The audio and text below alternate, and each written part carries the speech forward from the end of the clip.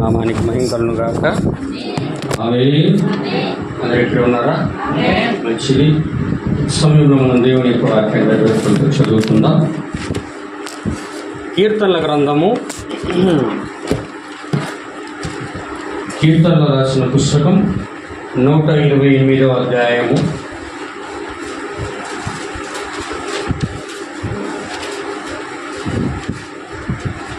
1వ వచనం నుండి 6 వచనాల వరకు దేవుని యొక్క వాక్యాన్ని భయభక్తులతో చదువుకుందాం. యెహోవా యందు భయభక్తులు కలిగి ఆయన త్రోవయందు నడుచు వారందరూ ధన్యులు. నిశ్చయముగా నీవు నీ చేతుల కష్టార్జితమును అనుభవించదు. నీవు ధన్యుడవు, నీకు మేలు కలుగును. నీ లోగిటి నీ భార్య ఫలించు ద్రాక్ష వలి వలి నుండును. నీ భోజనపు బల్ల చుట్టూ నీ పిల్లలు ఒలివ మొక్కల వలి ఉందురు. యెహోవా యందు భయభక్తులు గల వాడు ఇలాగూ ఆశీర్వదించబడను. సియోనులో నుండి యెహోవా నిన్ను ఆశీర్వదించును. నీవు జీవితకాలమంతా యెరూషలేములో క్షేమం కలుగుడు చూచెదవు. నీ పిల్లల పిల్లలను నువ్వు చూచెదవు. ఇశ్రాయేలు మీద సమాధానం ఉండునుగాక. ఆమేన్. హల్లెలూయా. చదువుబడిన వాక్యమును ప్రభు దీవించునుగాక. ఒక చిన్న ప్రార్థన చేసుకుందాం. మనందరం కూడా ఉన్న చోట్లని కళ్ళు మూసుకున్నట్లయితే చిన్న ప్రార్థన. సర్వాధికారి పరిశుద్ధుడా మహోన్నతుడా స్తోత్రాలు. చదువుబడిన తండ్రి, వాక్యమును దీవించము, ఆశీర్వదించము. ఆయన ప్రభువా, వాక్యంలో నుండి మీరు మాతో మాట్లాడండి. ప్రభువా, మీరు మాతో మాట్లాడినప్పుడు తండ్రి మాలో తప్పిదములు దోషములు తండ్రి బలహీనతలుంటే ప్రభువా, వాటిని మేము సరిదిద్దుకొని మీ యొక్క వాక్యం మీ యొక్క వరుసలోనికి క్రమంలోనికి దృష్టికి మాకు సహాయం చేయి. మీ యొక్క పరిశుద్ధాత్మ యొక్క అభిషేకం మా మీద మెండుగా కుమరించమని, మీ ఆత్మ ద్వారా ముందుకు మమ్మల్ని బలపరిచి ముద్రించమని, సహాయం చేయమని, ప్రతి ఒక్కరితో మీరు మాట్లాడమని యేసుక్రీస్తు పరిశుద్ధ నామంలో వేడుకొని ప్రార్థిస్తున్నాం. ఆమేన్. కూర్చున్నాం. దయచేసి అందరూ కూడా కూర్చోండి.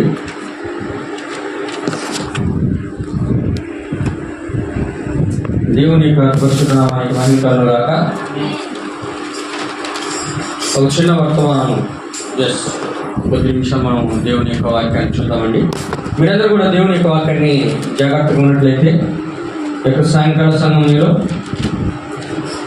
కూడినటువంటి దేవుని పరిశుద్ధులందరూ కూడా ప్రభువుని యేసుక్రీస్తు నామములో నాకు శుభములు, హృదయపూర్వక ధన్యవాదాలు తెలియజేస్తున్నాను. ఆమేన్. హల్లెలూయా. చూడండి, చెప్పే వర్తమానం ఏంటంటే దేవుని యొక్క బల్ల చుట్టూ ఒలివ మొక్కలు. ఆమేన్. అందరికీ ఉన్నారా? దేవుని యొక్క బల్ల చుట్టూ, దేవుని యొక్క బల్ల చుట్టూ ఒలివ మొక్కలు అనే ఒక చిన్న అంశం గురించి మనం చూద్దాం. దేవుని యొక్క బల్ల చుట్టూ ఒలివ మొక్కలు ఉన్నాయని ఇక్కడ కీర్తనాకారుడైనటువంటి దావీదు గారు మాట్లాడుతూ ఉన్నారు. ఆమె ఏమంటున్నాడంటే 3వ వచనంలో గమనించినట్లయితే రెండో భాగంలో, నీ భోజనపు బల్ల చుట్టూ నీ పిల్లలు ఒలివ మొక్కల వలె నుండురు. ఆమేన్. హల్లెలూయా. అందరూ ఆమేన్ చెప్పాలా? హల్లెలూయా. మీరు స్పందిస్తూ ఉంటే నేను మాట్లాడతాను. హల్లెలూయా. ఇప్పుడు దేవుని యొక్క భోజనపు బల్ల చుట్టూ ఒలివ మొక్కల వలె ఉందురు అని అక్కడ రాయబడి ఉంది. దేవుని యొక్క పరిశుద్ధాత్మ దావీదులో ఉండి ఇశ్రాయేలు సంఘముల గురించి మాట్లాడుతూ దేవుని యొక్క బల్ల చుట్టూ ఒలివ మొక్కల వలె నీ పిల్లలు ఉంటారు అని మాట్లాడుతూ ఉన్నాడు. ఆమె దేవుని యొక్క బల్ల అంటే ఏంటి, ఒలివ మొక్కలు అంటే ఏంటి మనకు తెలియాలి. హల్లెలూయా. దేవుని యొక్క నామానికి మహిమ కలుగును గాక. దేవుని యొక్క బల్ల ఈరోజు ప్రభురాత్రి భోజనములకు సాదృశ్యంగా ఉన్నది. ఆమె ఆయన యొక్క రొట్టె ఆయన యొక్క శరీరమై ఉన్నది. ఆయన యొక్క వైన్ అనబడేది ఆయన యొక్క రక్తమునకు ఈరోజు సాదృశ్య రూపముల్లో ప్రభు ఈరోజు దేవుని యొక్క బలను భూమి మీద ఉంచిన వాడుగా ఉన్నాడు. అది నిజమైన గొర్రె పిల్ల పెళ్లి విందుకు ఒక సాదృశ్యంగా ఉంది. ఆమె అక్కడ మధ్యాకాశంలో తీసుకోబోయే గొర్రె పిల్ల పెళ్లి విందుకు అది ఒక సాదృశ్యంగా ఉన్నది. హల్లెలూయా. అది తీసుకోవాలి అంటే దేవుని యొక్క బల్ల చుట్టూ ఎవరు ఉంటారని ఇక్కడ కీర్తనాకారుడు అంటున్నాడంటే ఒలివ మొక్కలు ఉంటారంటున్నాడు. హల్లెలూయా. ఎవరు ఉంటారయ్యా? ఒలివ మొక్కలుగా ఉన్నవారు మాత్రమే ఉంటారు. ఒలివ మొక్కలుగా ఉన్నవారు మాత్రమే ఆయన భోజనపు బల్ల చుట్టుంటారు. వాళ్ళు మాత్రమే ఆ భోజనపు బల్లలో ఉన్న దానిని భుజిస్తారు. ఎందుకంటే ఈ యొక్క లోకంలో 2 బల్లలు ఉన్నాయి. ఒకటి దేవుని యొక్క బల్ల, 2 దయ్యముల యొక్క బల్ల అని పౌలు గారు మాట్లాడి ఉన్నారు. ఆమె ఒకటి దేవుని యొక్క బల్ల, రెండోది దయ్యముల యొక్క బల్లలోని రెండిట్లో నువ్వు త్రాగలేవు అని ఆయన మాట్లాడి ఉన్నాడు. ఎందుకంటే దయ్యముల యొక్క బల్ల ఈరోజు అది వాంతితోటి కల్మషముతోటి నిండి ఉన్నది. ఆమె ఎందుకని బల్ల, ఆ యొక్క బల్ల దయ్యము యొక్క బల్ల ఎందుకు వాంతితోటి కల్మషముతో నిండి ఉన్నదని దేవుడు యెషయా ప్రవక్తలో ఉండి మాట్లాడుతూ ఉన్నాడు. ఎందుకు మాట్లాడుతూ ఉన్నాడు? ఆ యొక్క భోజనపు బల్ల, దయ్యపు బల్ల ఎందుకు కల్మషముతో వాంతితో నిండి ఉన్నది?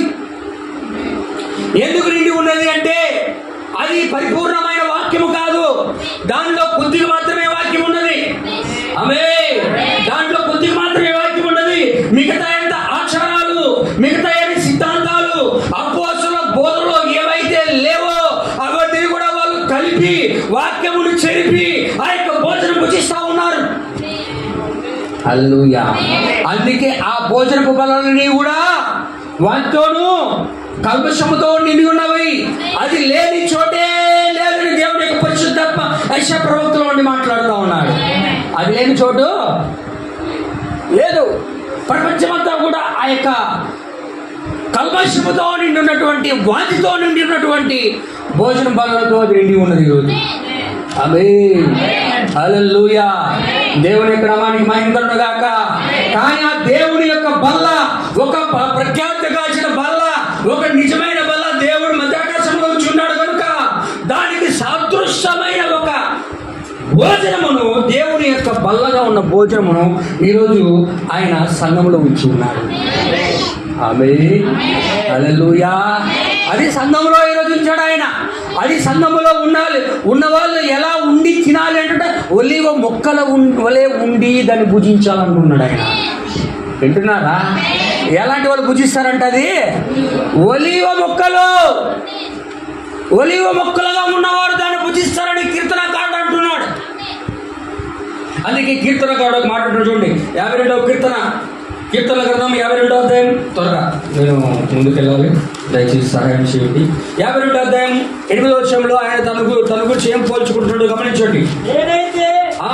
దావీదు అంటున్నాడు, దావీదు అయినా నేనైతే దేవుని మందిరములో పచ్చని ఒలివ చెట్టు వలె ఉన్నాను నిత్యము దేవుని కృపయందు ప్రైజులు.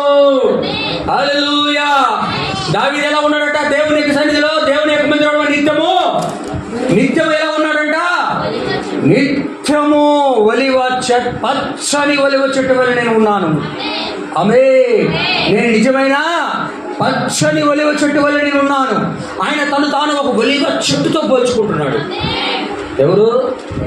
దావీదు. హల్లెలూయా. దావీదు ఒక ఒలివ చెట్టు అయితే ఆయన భోజనపు బల్ల చుట్టూ ఉన్న ఒలివ చెట్లు కూడా అందరూ కూడా ఆయన పిల్లలై ఉన్నారు. ఆమేన్. అందరూ అర్థమవుతున్నదా? ఆ భోజనం బల్ల చుట్టూ ఉన్న వాళ్ళందరూ కూడా దేవుని యొక్క పిల్లలై ఉన్నారు. ఆయనకు కుమారులై ఉన్నారు, ఆయనకు కుమార్తెలై ఉన్నారు. ఆమేన్. కాబట్టి ఆ భోజనపు బల్ల చుట్టూ నువ్వు ఉండాలంటే ఎలా ఉండాలి? ఆ భోజన బల్ల చుట్టూ నువ్వు ఒలివ చుట్టూ వల్ల ఆయన యొక్క రాజ్యంలో నువ్వు కూర్చొని ఉండాలంటే మొదటిగా నువ్వు ఇక్కడ ఎలా ఉండాలి అనేది దేవుని యొక్క వాక్యం మనం తెలుసుకోవాలి. హల్లెలూయా. అందరూ వింటున్నారా? ఆమేన్. ఆయన రాజ్యంలో ఒలివ చెట్టు వలె నువ్వు నేను ఉండాలంటే ఇక్కడ మనము మొదటగా ఒలివ చెట్టు వలె ఈ లోకంలో ఉండాలా. హల్లెలూయా. ప్రకృతి ఈ భౌతికంగా ఇవ్వడిన ప్రభురాత్రి భోజనం తీసుకునేటప్పుడు కూడా మనము ఒలివ చెట్ల వలె ఉండాలి. హల్లెలూయా. ఎలా ఒలివ చెట్ల వలె ఉండాలి? ఆ ఒలివ చెట్టుని గురించి మనం ఒక సాదృశ్యాల్లో మనం చూస్తే, నోవహు కాలంలో ఒక జలప్రళయం వచ్చింది. ఆమేన్. నోవహు కాలం జలప్రళయం వచ్చింది. ఆ జలప్రళయం వచ్చినప్పుడు అందరూ కూడా అనేక మంది ప్రజలు, జంతువులు, జీవరాశులు, లోకములో ప్రతి ఒక్కటి కూడా నశించిపోయాయి. ఆమేన్. హల్లెలూయా. అన్ని నశించిపోయినను నోవా కాలం దాదాపు 1 సంవత్సరం కాలం పాటు ఆయన ఈ నీటి వరదలో ప్రయాణం చేశాడు. ఆయన ఎందుకే ప్రయాణం చేశాడు? దాదాపు 1 సంవత్సర కాలం ప్రయాణం చేశాడు ఆయన నీళ్ళపైన. హల్లెలూయా. నీళ్ళపైన దేవుని యొక్క కోపము, దేవుని యొక్క ఉగ్రత ఈ లోకంలో అది తగ్గిపోయిందో లేదో తెలుసుకోవడానికి ఆయన ఏం చేశాడు? ఆయన ఒక తెల్లని పావురంను పంపించాడు. ఆయన ఆమేన్. ఏం పంపించాడు? ఒక పావురాన్ని పంపించాడు. హల్లెలూయా. ఒక పావురాన్ని పంపించినప్పుడు అది వెళ్ళి లోకంలో దేవుని యొక్క కోపం ఆగిపోయింది, లోకంలో దేవుని యొక్క ఉగ్రత ఆగిపోయింది, దేవుని యొక్క కోపం అనేది లేదు, దేవుడు లోకముతో సమాధానంగా ఉన్నాడు, ముందున్నటువంటి వర్షము మరలా దేవుడు రప్పించాడు అని దేవుడు తెలియజేయడానికి సూచనగా తన నోట ఒక ఒలివ ఆకును తీసుకుని వచ్చింది. ఆమేన్. హల్లెలూయా. ఈ ఒలివ ఆకు దేన్ని సూచిస్తా ఉన్నదంటే సమాధానాన్ని సూచిస్తా ఉంది. హల్లెలూయా. ఏం సూచిస్తుంది సార్? శాంతిని సూచిస్తా ఉన్నది, సమాధానం సూచిస్తా ఉన్నది.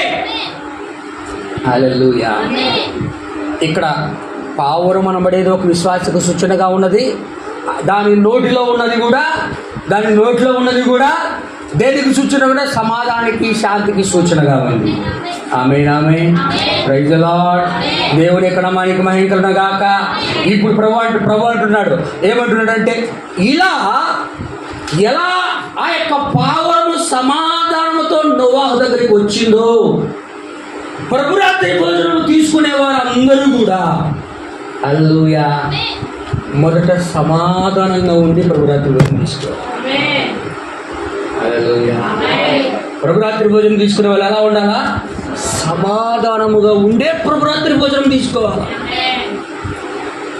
సమాధానం లేకుండా మనం ప్రభురాత్రి భోజనం తీసుకోవడానికి వీల్లేదు. శాంతి లేకుండా ప్రభురాత్రి భోజనం తీసుకోవడానికి వీల్లేదు. హల్లెలూయా.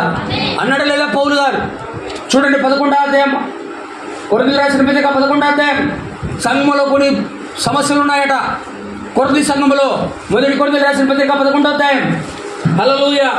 దేవునికి స్తోత్రం. చదవండి 11వ అధ్యాయము 18వ వచనం నుండి 20వ వచనం వరకు చదవండి. మొదటి సంగతి సంఘముగా అంటున్నాడు ఆయన. మొదట ఈ సంగతి ఏమనగా, మీరు సంఘమందు మీరు సంఘముగా కూడి ఉన్నప్పుడు మీలో కక్షలు కలవని వినిచున్నాడు. ఏమున్నాయి సంఘంలో? చెప్పండి నోరు తెరవండి అందరూ. హల్లెలూయా. ఏమున్నాయట? సంఘములో కక్షలు ఉన్నాయంట, పగలున్నాయంట, కోపాలు ఉన్నాయంట, ద్వేషాలు ఉన్నాయంట. ఒకడు గొప్పడు అనుకుంటారట సంఘంలో, కొరింథీ సంఘంలో. హల్లెలూయా. అలా ఉండకూడదు సంఘంలో, అలా ఉండకూడదు. కక్షలు ఉండకూడదు, కోపాలు ఉండకూడదు, పగలు ఉండకూడదు, ద్వేషాలు ఉండకూడదు. హల్లెలూయా. అలా ఉండి ప్రభురాత్రి భోజనము తీసుకునడానికి వీలు లేదు. ఎందుకు అంటే ఒలీవ మొక్కను, ఆ యొక్క ఆకును తీసుకువచ్చినటువంటి ఆ యొక్క పావురం ఎలా సమాధానముతో వచ్చిందో అలాగే నువ్వు సంఘములో ప్రతి ఒక్కరితోనూ సమాధానంగా ఉండాలి. నువ్వు సమాధానమును తీసుకొచ్చినట్లయితే అప్పుడు నువ్వు దేవుని యొక్క భోజనం పల్లపు చుట్టూ ఒలివ మొక్క వలె ఉంటావు. హల్లెలూయా. చదవండి. చదవండి. కక్షలు కలవని కక్షలు ఉన్నాయని సంఘంలో నేను వింటున్నా. కొంతవరకు ఇది నిజమని నేను నమ్ముతున్నాను. మీలో యోగ్యులైన వారు ఎవరు కనబడినట్లు మీలో భిన్నాభిప్రాయం ఉండక తప్పదు. మీరందరూ కూడి వచ్చుండగా మీరు ప్రభు రాత్రి భోజనం ఏం భోజనం సార్? ప్రభురాత్రి భోజనం. అలా కక్షలతో వచ్చి ప్రభురాత్రి భోజనము చేయుట సాధ్యం కాదు. హల్లెలూయా.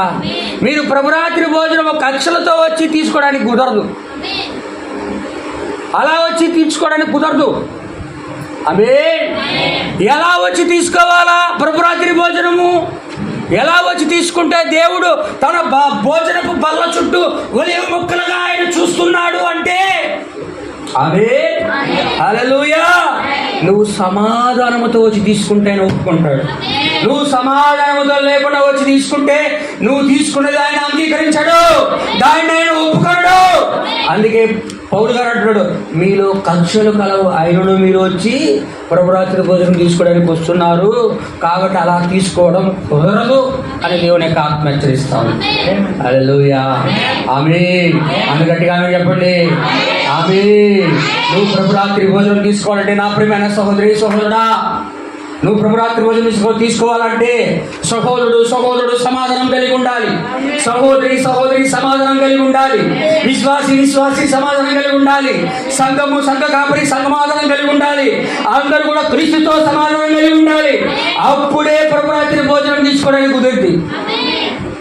అలా లేకుండా ప్రభురాత్రి భోజనం తీసుకుంటా ఆయన ఒప్పుకోడు. అలా లేకుండా ప్రభురాత్రి భోజనం తీసుకుంటే దేవుడి యొక్క తీర్పు కుమ్మరిస్తాడు ఆయన. దేవుడి యొక్క కోపము ఆయన ప్రజల మీద కుమ్మరిస్తాడు ఆయన. హల్లెలూయా. ఒకవేళ నువ్వు సమాధానంతో వచ్చి తీసుకుంటే ఆయన జీవాన్ని అనుగ్రహిస్తాడు, ఆయన సమాధానం అనుగ్రహిస్తాడు, నీకు నిత్య జీవాన్ని అనుగ్రహిస్తాడు, మరణంలో నుండి దాటిపోయినట్లు ఆయన చేస్తాడు. ఆమేన్. హల్లెలూయా. దేవుని యొక్క నామానికి మహిమ కలుగును గాక. ఇప్పుడు ప్రభురాత్రి భోజనం తీసుకోవడానికి అర్హులు ఎవరు అంటే ఆయన యొక్క బల్ల చుట్టూ కూర్చొని ఆయన బలలోని ప్రభురాత్రి భోజనం తీసుకోవడానికి అర్హులు ఎవరంటే ఒలివ మొక్కలై ఉన్నారు. ఎవరంటే సమాధానం కలిగిన వారైనా. ఆమేన్. అందరూ వింటున్నారా? ఎవరు సమాధానం కలిగిన వాళ్ళయ్యా, శాంతి సమాధానం కలిగిన వాళ్ళు. ఇంకొక చోట మీరు గమనించినట్లయితే ఇంకొక భాగంలో మనం తీసుకున్నాం. నిర్గమకాండం 27వ అధ్యాయం గమనించినట్లయితే ఎప్పుడు ప్రభురాత్రి భోజనం తీసుకోవాలా అక్కడ అంటున్నాడు. నిర్గమకాండం 27వ అధ్యాయం 20వ వచనం త్వరగా చదవండి దయచేసి. మరియు దీపము నిత్యము వెలిగించినట్లు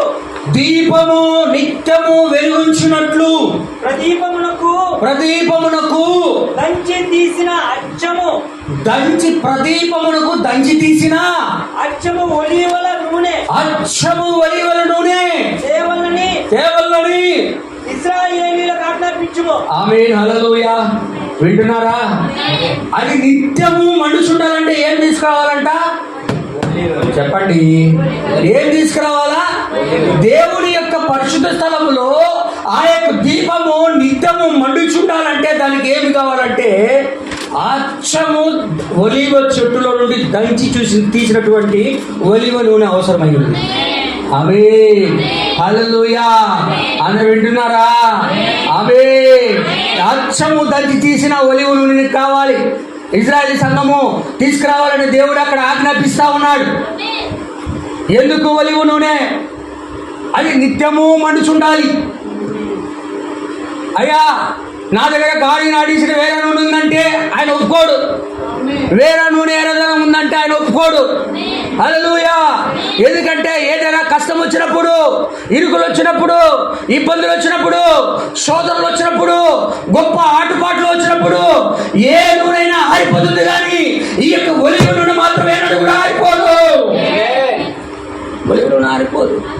అది నిత్యము మండుతూనే ఉంటుంది. ఎంత పెద్ద గాలి వచ్చినా కూడా అది మండుతూనే ఉంటుంది. ఇది ఒక విశ్వాసిక సూచన ఉన్నది. ఇక్కడ ఒక విశ్వాసిక సూచన ఉన్నది. హల్లెలూయా. అది విశ్వాస సూచన కనుకనే ప్రవక్త ఒక వర్తమానం చెప్పాడు, మీ వెలుగును మనుషుల ఎదుట వెలిగింపనీయుడి. మీ వెలుగును మనుషుల ఎదుట వెలిగింపనీయుడి అని చెప్పాడు. హల్లెలూయా. ఇక్కడ దీపము వెలగడమే కాదు కానీ మనుషుల ఎదుట వెలుగునిస్తా ఉన్నది. ఆమేన్. హల్లెలూయా. అలాగే ఇక్కడ కూడా ఒక విశ్వాసి మనుషుల ఎదుట ఆయన ఒక దీపము ఉండి నిత్యం వెలుగుతూ ఉండడమే కాదు కానీ ఆయన మనుషుల ఎదుట తాను వెలిగించేవాడు కూడా అయి ఉండాలి. ఆమేన్. హల్లెలూయా. అందరికి అర్థమవుతుందా? హల్లెలూయా. కాబట్టి వెలుగు ఇవ్వాలి, నిత్యం వెలగాలి. హల్లెలూయా. అలా ఇవ్వబడే దేవుని యొక్క భోజనపు బల్ల చుట్టూ నిత్యము ఒలివ మొక్కల వలె ఉంటాయి. ఆరిపోయే నూనె వద్దు ఆయనకి. ఆరిపోయే నూనె వద్దు. ఊరకు గాలి వస్తే ఆరిపోయే నూనెలు ఆయన వద్దు. నిత్యము వెలిగే నూనె కావాలా? ఆమె హల్లెలూయా. దేవుని యొక్క నామానికి మహిమ కలుగును గాక. ఇతరులకు వెలిగించే నూనె ఉండాలి. మనం వెలిగియాలి, నిత్యము వెలగాలి. హల్లెలూయా.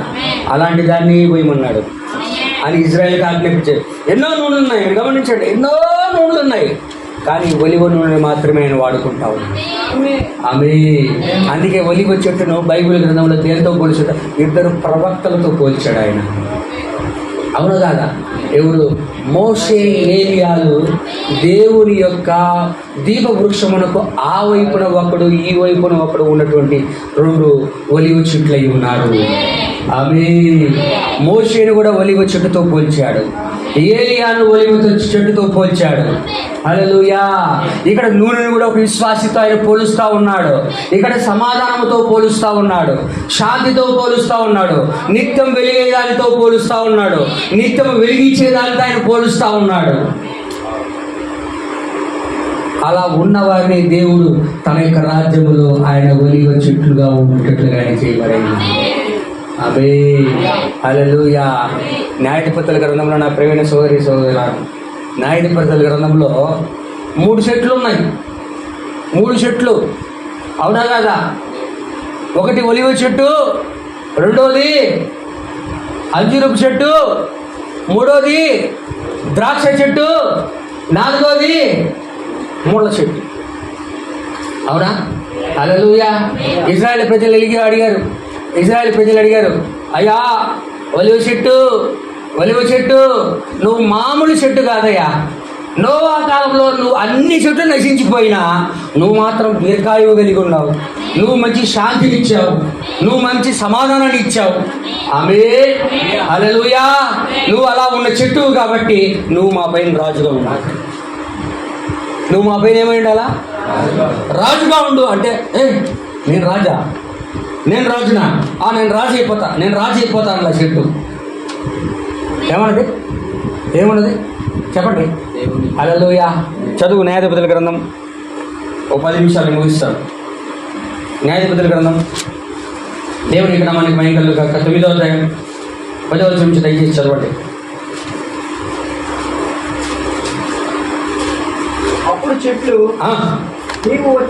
నీవు వచ్చి మమ్మల్ని ఏలుమని అంజూరపు చెట్టు అడగగా, అంజూరపు చెట్ల మీద రాజునై ఉండి ఇటు అటు ఊపటకు నా మాధుర్యమును, నా మంచి ఫలములను నేను ఇయ్యక మానుదనా అని వాటితో నేను. అటు తర్వాత చెట్లు వచ్చి మమ్మల్ని ఏలుమని ద్రాక్షావల్లిని అడగగా, ద్రాక్షావల్లి దేవుని మానవులను సంతోషపెట్టు నా ద్రాక్షరసము నేను ఇయ్యక మాని చెట్ల మీద రాజునై ఉండి ఇటు అటు ఊగటకు నేను వచ్చేదనా అని వాటితో నేను. అవును. అప్పుడు చెట్లన్నీ నీవు వచ్చి మమ్మల్ని ఏలుమని మున్న పద దానికి పైన ఫస్ట్ లో ఉంటుంది, చదవండి దయచేసి. 9వ అధ్యాయము 7వ వచనం చదవండి. చెట్లు తమ మీద రాజుని ఒకరిని అభిషేకించుకొనవలెను, ఒకటిని రాజుగా చెట్లు అభిషేకించుకొనవలెనని మనసు కలిగి బయలుదేరి మమ్మల్ని ఏలమని ఒలివ చెట్టును అడగగా, మమ్మల్ని ఏలమని ఒలివ చెట్టును అడిగినప్పుడు ఒలివ చెట్టు దేవునిని మానవులను దేని వలన నరులు సన్మానించుదురో, దేవునిని మానవులు దేని వలన సన్మానించుదురో ఆ తైలమును నేను ఇయ్యక మాని చెట్ల మీద రాజునై ఉండి నేను వచ్చానా. ఆమేన్. అందరూ వింటున్నారా? చాలా బ్రదర్. హల్లెలూయా. అందరూ వింటున్నారా? అందరూ ఆమేన్ చెప్పండి. హల్లెలూయా. ఇక్కడ చెట్లకి ప్రత్యక్షత ఉంది. చెట్లకి ఏముంది? రెవల్యూషన్ ఉంది. ఒలివ చెట్టు ఎందుకు అది చెప్తా ఉంది. ఒలివ చెట్టు ఎందుకుందట? దేవునికి మానవునికి మధ్య అది నూనెనిచ్చి దేవుని మహింపరచడానికి ఉందంట అక్కడ. హల్లెలూయా. ద్రాక్ష చెట్టు ఎందుకుంది? ద్రాక్ష రసం ఇవ్వడానికి ద్రాక్ష చెట్టు ఉంది. అంజూరపు చెట్టు ఎందుకుంది? అంజూరపు చెట్టు కూడా అటువంటి కార్యాన్ని చేయడానికే ఉన్నది. హల్లెలూయా. అక్కడ ఎగిరిపడిన చెట్టు ఏంటంట? ఊరికే ఎగిరిపడిన చెట్టు ఏంటంట? ముండ్ల చెట్టు. హల్లెలూయా. అందుకే ఆయన ఏమంటాడంటే, ఒలివ చెట్టు తనకి ఇవ్వబడిన స్థానములోనే అది ఉండి తనకు వేరొక స్థానము ఇచ్చినను అది వెళ్ళక దేవుని మహింపరిచింది. హల్లెలూయా. తనకి ఇవ్వబడిన స్థానంలో నుండి ఆ చెట్టు ఏం చేసింది? దేవుని మహింపరిచింది. దేవుని మహింపరచడానికి అది ఉపయోగించబడింది. ఆమేన్. హల్లెలూయా. దేవుని యొక్క నామానికి మహిమ కలుగును గాక. కాబట్టి నా ప్రియమైన సహోదరి సహోదరులారా, ఇక్కడ దేవుడు ఒలివ చెట్టును వాడుకుంటున్నాడు, ఒలివ ఆకును వాడుకుంటున్నాడు, ఒలివ ఆయిల్ కూడా వాడుకుంటున్నాడు. ఆమేన్. హల్లెలూయా. ఇంకా ఒలివ యొక్క చెట్టు యొక్క ఆ యొక్క ఏమంటారు, ఆ యొక్క మొదలు కూడా ఆయన వాడుకున్నాడు లేదా? ఆ యొక్క ఒలివ చెట్టుతోటి ఆ యొక్క దేవాలయంలోనికి ఆ మందిరములు తయారు చేయబడిన తర్వాత సొలొమోను మందిరంలో ఆ యొక్క దేవాలయంలో తలుపులు చేయడానికి, తలుపుల వల్ల కేరుబులు తయారు చేయడానికి ఆయన ఒలివ మొక్కలు వాడుకున్నాడు. ఆమేన్. ఇంకా దేనికి వాడుకున్నాడు ఆయన? ఆ ఒలివ కొయ్యతోటి ఆ యొక్క కేరుబులు తయారు చేయడానికి, ఆ పక్క ఒకటి ఈ పక్క ఒకటి తయారు చేసి దేవుడి యొక్క మనసు మీద ఉండడానికి ఒలివ చెట్లు ఆయన వాడుకున్నాడు. హల్లెలూయా. ఈ ఒలివ చెట్లు ఏం చేస్తా ఉన్నాయంటే దేవుని యొక్క మనసును, దేవుని యొక్క వాక్యమును కాపాడుతా ఉన్నాయి. హల్లెలూయా. ఈ రోజు ఒక విశ్వాసం అయి ఉన్నది, ఆ యొక్క పరిచర్య ఉన్నది. ఆమేన్. ఇప్పుడు ఎందుకు దేవుడు వాటిని ఉంచుతూ ఉన్నాడంటే ఆయన పరిచర్యను కాపాడడానికి ఆ యొక్క కిరుబులుగా చేపడిన దూతలు అక్కడ ఉంచుతా ఉన్నాడు. ఆమేన్. అందరూ వింటున్నారా? దేవుని యొక్క నామానికి మహిమ కలుగును గాక. ఒలివ చెట్టు, ఒలివ నూనె, ఒలివ ఆకు, ఒలివ యొక్క మొదలు, ఇవి ప్రతి ఒక్కటి కూడా దేవుడు వాడుకుంటా ఉన్నాడు. అందుకే దీని ఒక సాదృశ్యూపంలో మాట్లాడుతూ ఇక్కడ కొత్త నిబంధన, క్షమించండి, పాత నిబంధన గ్రంథములో దావీదులో ఉండి మాట్లాడుతున్నాడు. ఇదిగో దేవుని యొక్క మందిరములో నేను ఒక పచ్చని ఒలివ చెట్టు వలె ఉన్నాను అని మాట్లాడుతున్నాడు. ఆమేన్. హల్లెలూయా. దేవుని యొక్క నామానికి మహిమ కలుగును గాక. ఆయన యొక్క ప్రభురాత్రి భోజనము భౌతికంగా తీసుకున్నట్లోను అక్కడ మధ్యాకాశంలో తీసుకున్న దాని గురించి కూడా మాట్లాడుతూ ఆయన ఏమంటే ఎవరు దాన్ని తీసుకుంటారంటే సమాధానముతో ఉన్నవాళ్ళు. హల్లెలూయా. ఎవరు? సమాధానముతో ఉన్నవాళ్ళు, ఒకరికొకరు లోబడి ఉండేవాళ్ళు, దీనత్వం కలిగి ఉన్నోళ్ళు, ఆ ఒలివ చెట్టు వలె తన స్థానములో ఉండి తను తాను తగ్గించుకున్నోళ్ళు, అవే లోకమునకు వెలిగించే వాళ్ళు, తన వెలుగుని ఇస్తూ ఆ వెలుగును ఆరిపోకుండా చేసుకునే వాళ్ళు అక్కడ ఒలివ చెట్లుగా ఉంటారు. ఆమేన్. హల్లెలూయా. అందుకే ప్రభు ఒక మాట అన్నాడు, దాన్ని చదివి నేను ముగిస్తాను. గమనించండి. లూకాసు వార్త చదవండి అయ్యా, ఎవరైనా ఒకరు త్వరగా చదవండి, సమయం లేదు. లూకాసు ఒక మాట, ఆయన ప్రభురాత్రి భోజనం తీసుకునే వాళ్ళతో పాటు ఆయన దేవుని రాజ్యంలో ఎవరికి తన బలలో ఆయన పాలు పంపులు ఇస్తానన్నాడో, ఆయనకు పెండ్లి విందులో ఎవరికి పాలు పంపులు ఇస్తానన్నాడో ఆయన రాజ్యంలో అక్కడ మాట్లాడుతున్నాడు. లూకాసు వార్త 22వ అధ్యాయం 24 నుండి 30 వచనాలు.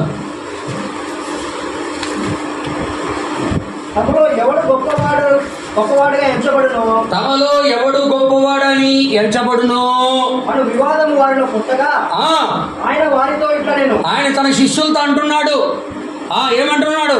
అన్యజనులలో రాజులు వారి మీద ప్రభుత్వం చేయుదురు, అన్యజనులలో రాజులు వారి మీద ప్రజల మీద ప్రభుత్వం చేయుదురు, వారి మీద అధికారము చేయుదురు, ఉపకారం నిలబడుదురు.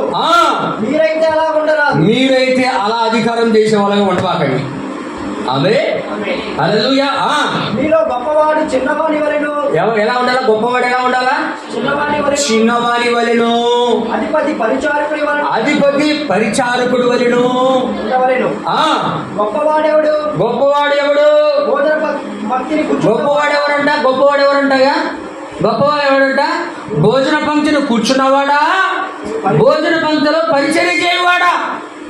హల్లెలూయా. దేవుని ఎక్కడ మనకి మహిమ కలుగును గాక. ఎవరు గొప్పవాడు? పంక్తిని కూర్చుండేవాడే కదా. అయినను నేను మీ మధ్య పరిచర్య చేయువాని వలె ఉన్నాను. చదవండి బ్రదర్. నా శోధనలలో నాతో కూడా, నా శోధనలలో నాతో కూడా, నా శ్రమలలో, నా కష్టాలలో నాతో కూడా నిలిచి ఉన్న శిష్యులైన మీరే.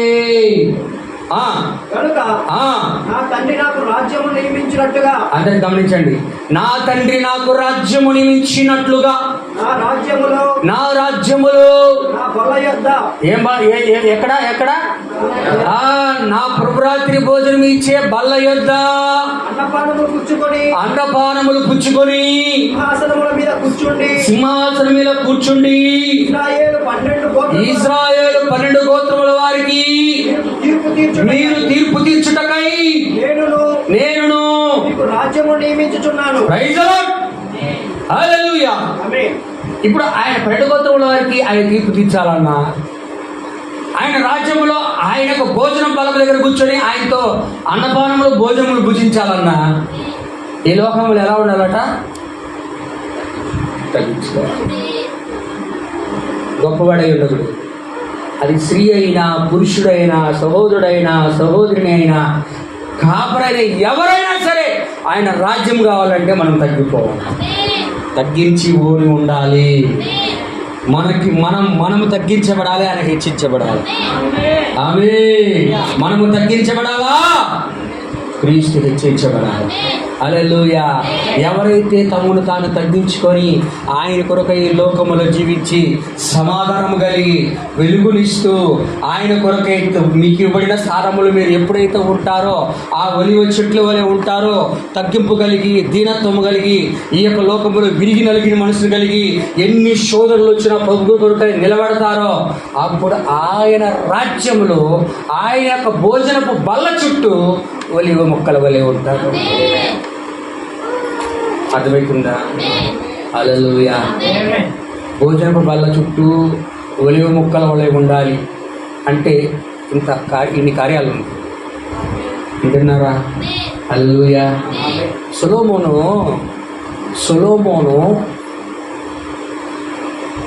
విషయాల గురించి సొలొమోను యొక్క గూఢమైన సంగతులు ఎన్నో కూడా శబాదేశపు రాణి వినింది.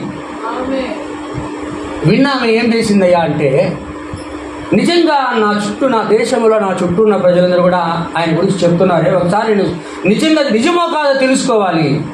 సొలొమోను రాజ్యానికి వెళ్ళి ఆయన దేశంలో ఒక భోజన బల్ల కూడా ఉందంట. ఆయన దాంట్లో దాదాపు 2000 పదార్థాల కన్నా ఎక్కువ పదార్థాలు ఆయన ప్రతిదినం కూడా ఆయన బల్ల మీద భోజనం చేసేవాళ్ళంట. హల్లెలూయా. అటువంటి నీ బల్ల నిజమో కాదో తెలుసుకోవాలి నేను, సొలొమోను బల్ల నిజమో కాదో అని వచ్చి అన్నీ తన కళ్ళతో చేసి నిజమే, ప్రజలందరూ కూడా చెప్పింది నిజమే ఆమె అని చెప్పి ఆమె విశ్వాసం నుంచి ఆమె తెచ్చిన బహుమతులన్నీ కూడా సొలొమోను రాజుకి చెల్లిపోయింది. హల్లెలూయా. రాత్రనక పగులనక 3 నెలలు ప్రయాణం చేసి ఆ సహారా ఎడారిలో త్యాగము చేసి తన జీవితాన్ని ప్రాణాన్ని కూడా లెక్క చేయకుండా ఆ ఇజ్రాయేల్ దేశంకి వెళ్ళి యెరూషలేముకి వెళ్ళి అని దర్శించి ఆ విషయాలన్నీ కూడా తెలుసుకున్నాను. ఆమేన్. హల్లెలూయా. ఇప్పుడు ఆయన సొలొమోను విషయమే అలా ఉంటే, సొలొమోను బల్ల కొరకు అంత ఉంటే, ఈరోజు సొలొమోను కన్నా గొప్పవాడి బల్ల ఎందుకు మనం వచ్చాడు? అవునా కాదా?